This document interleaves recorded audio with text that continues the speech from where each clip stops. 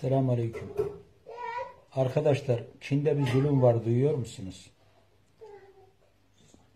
Bununla ilgili bir şiir yazdım. Bunu sizinle paylaşmak istiyorum. Zulme rıza zulümdür. Uygurlar da manası da ölümdür. Çaresizlik bizim için elemdir. Silahımız şiir ile kalemdir. Osmanlı şemsiye idi size. Bizi bizden olan getirdi dize. Titreyip gelelim kendimize, çare bulalım artık derdimize.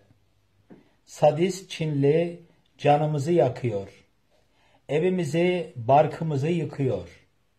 Dünya dar oldu, bizi sıkıyor. Seyirde herkes film gibi bakıyor. Çaresizlik nedir bilir misiniz? Çağırsak cepheye gelir misiniz?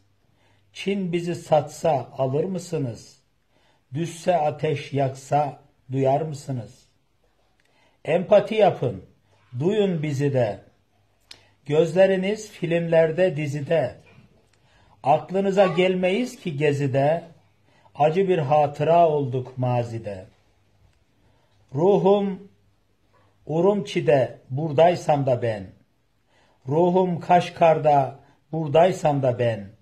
Anam babam gitmez gözümden. Yıllardır ben de değilim ki ben. Sözüm bitti derman bize Rabbimden. İnşallah derdimize hep beraber derman olalım. Birbirimize kardeş olalım. Bu zulmü durduralım ve duyuralım. Allah'a emanet olun.